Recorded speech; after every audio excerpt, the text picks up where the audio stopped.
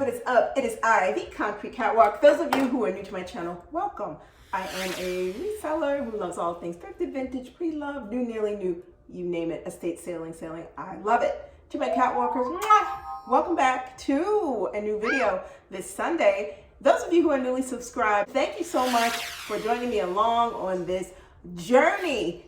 One of the things that I said that I wanted to talk about things that I've gone through in my life. But one of those topics is related to my love of luxury. This has a little bit of a twist to it. Keeping up with the Joneses when it comes down to luxury, how it imprinted on me when I was younger, relating to the decisions that I made about things that I was going to buy. Some things that I think may resonate with you guys, things that were triggers for me, early stages when I jumped into this thing called luxury. My interest in luxury started when I was about 24, 25. At that point in time, I was not fully clear or fully understanding of the arena that I was jumping into. I have enjoyed luxury for many years, but at the beginning was something different. Reasons why I was doing it is way different than the reasons why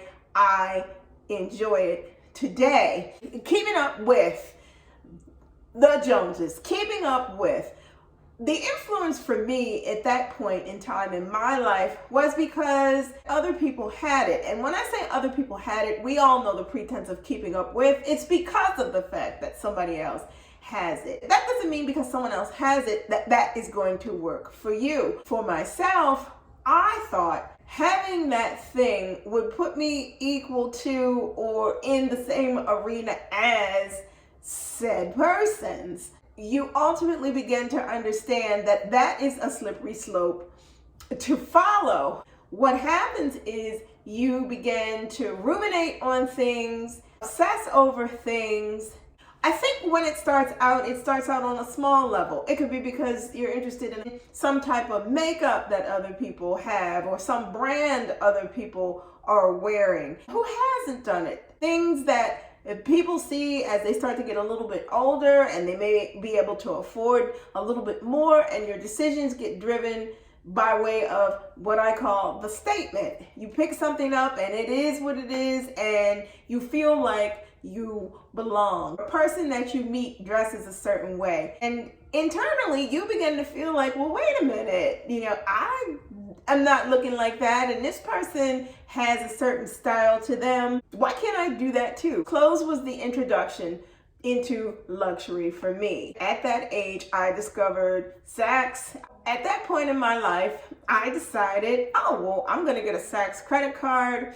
I'm gonna get a Neiman Marcus credit card. I'm gonna get a Bergdorf credit card. Somewhat foolish, yes. I started falling into that trap of trying to keep up with and look like. Image was a big part of this, in that I was at that point in my life where I was working part of my career where I had to get dressed and I had to look the professional part because of the nature of what I was doing, where I was going, who I was dealing with, the position that I was in, and I had to come to work professionally dressed every day. I began to want to emulate those persons who were in not the role that I was in, but were in roles where it was much more visible and they were much more sophisticated in their presentation. Therein started me looking to buy things that were in line with that. The idea of wanting to keep up began to make me, at that point in my life, very materialistic. Am I proud of it? No. When I look back at it, it didn't make any sense whatsoever why I would go down that road, simply because it had a name and I noticed that another person had it. The beginning stages of the keeping up part led to materialism aspect of it. As I continued on, I started to become very affected by what others were observing in terms of what I was beginning to introduce and show up in my wardrobe. I think what I was looking for, in a sense, was validation, which we all know validation from other people is very empty calories. You don't get anything by presenting yourself so that you can receive praise or accolades or anything from anyone else.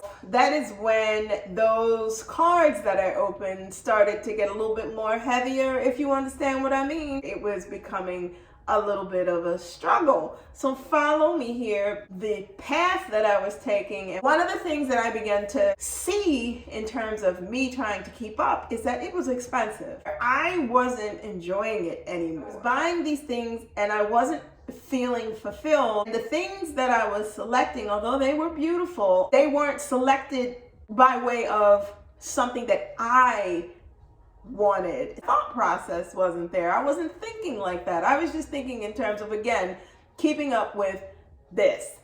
The glamorous keeping up side of the fence comes with a price tag, emotionally, financially, and also spiritually. And when I say spiritually, it's because you're not doing anything to enhance the nature of enjoying what you're doing, the fact that it is something that you worked hard for. It's not spiritually fulfilling. No goal set for it, no effort put behind it, no thought process given to, I really want this. There was no build up towards any of it. It was more or less instant gratification. The truth of the matter is that a fun, luxurious, glamorous lifestyle is not instant gratification. It takes years and years and years of building to get to the point where you realize what it is that you would like to do, you realize what it is that you would like to buy, and you make a goal out of it. You don't just run out and buy something because somebody else has it. Style and personal taste and luxury and the whole aspect of who I was what I needed to develop, what I needed to focus on. Focus is the thing that I fell on. I was focused so much on other people that I wasn't paying attention and focusing inward on myself, the things that made me happy and the things that I would enjoy, that I liked. The more I went along at that point in my life, whole 3-year time frame, there was so much stuff that was going on, and I'm not going to get into that. That is for another discussion. That it became clear to me that running down that road and trying to keep up and chase things that weren't even working for me had to stop. That's exactly what I did, because when some circumstances changed, it was a change that hit me like a ton of bricks. That is when I realized that I needed to stop it. Figure out what it is you want to do. So I ended up what I would consider on a total 180. I'm talking about getting rid of things that I had purchased, designer goods that did not make sense at all because of keeping up. I had these things that I didn't even want. It ended up being almost a clearinghouse. Things I could return. Things that I could sell, I sold. Things that I didn't want or I couldn't do anything in terms, I ended up donating those. 34, 35 was a time frame where it was cooling out. My focus wasn't on so much designer thing. My desire and feel for what my personal style was really did not come into play until I was about 37, 38 years old. That was when my journey in terms of not keeping up with the Joneses, I started questioning why more. Why do you want this? Why do you want this? Not because you want this because so-and-so has it. The biggest thing that I got out of this, my happiness started showing up in the things that I began to purchase and wear. Happiness is the key to having and acquiring those things that you absolutely really love, because there was a journey there, a fulfilling, happy, this is great journey to getting there to get it. If you don't have that feeling about that something, that path to that something, that happy feeling path to that something, it's not meant for me. If I don't have that feeling, it's not meant for me. That's a formula for me. I feel that if I'm going to go down that road of pursuing and wanting that, it can't just be because of all those other external factors. Happy from the standpoint of it's something that I aspired to get, and it was a goal that I reached and I got it. Not that I have it and now I'm happy. No. Another thing that I figured out is it was very freeing to get out of that mindset of wanting to keep up with people and things that they had. You step outside of that realm of feeling like you have to keep up with something. Now, I'm gonna make this real personal. When it comes down to social media, when it comes down to platforms like YouTube, you definitely get influenced because there are some people out here who are really doing the thing. Now, whatever's going on behind the scenes, we'll never know. It can give the illusion that some people really got the thing together and they're really able to spend and do. And I'm gonna say this to you all, don't fall into that trap. Don't fall into that trap of thinking that what you see at face value with all these unboxings and all of those things, everything is, picket fences, daisies are out and the sun is shining. Oh no, it's not. What you see with me is an entire process. I have to save for the things that I purchase. I have to set money aside. I have to budget. I can't just waltz up into Chanel and spend $9,000 on a bag because I have it at whim. What is my budget looking like for the next 3 months? What is my budget looking like for the next 6 months? What is it looking like for the 9, for the 12, for the entire year? Now, I'm not wealthy. I just budget really well. Spend my money on things because I want them, not because she has them or he has them or they have them or the people down the street has that. Take the pressure off of yourself. People get things and they do these reveals with houses and cars and bags and everything, and just celebrate. They had the ability to get there. Celebrate the fact that this is a joyous moment in their life and they're sharing with everyone the happiness that they had in achieving their goal.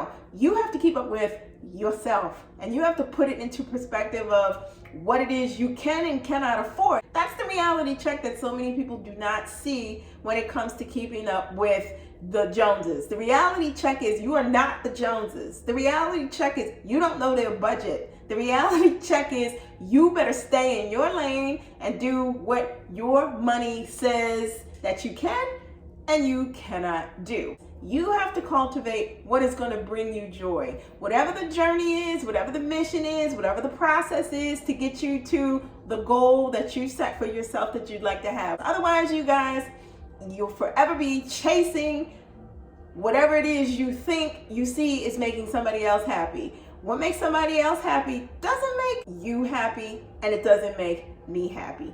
Do what works for you. Guys, thank you so much. I wanted to share that with you. I feel I need to give you more of things. I don't want you guys to always be seeing me doing something with an item, a material thing. I want a more of a dynamic and a clear understanding of what it took to get to this point in my life where I'm able to do these things and enjoy doing these things. Let me know in the comments below. Did you have an aha moment about keeping up with the Joneses, or have you just never had that pop where you felt like you were keeping up with? Some people do, some people don't. I'm just telling you my story and what it took to climb out of that mindset. And I'm so glad that I did. Guys, thank you so much for stopping by. Thank you for letting me share this with you. Like, comment, and subscribe to my channel. You know what to do with the bell. I post videos every Sunday. Don't want to miss out. Tap it and you will receive notifications each time I post a new video. Links to my socials will be in the box below. Be safe. See you all next Sunday. Bye for now.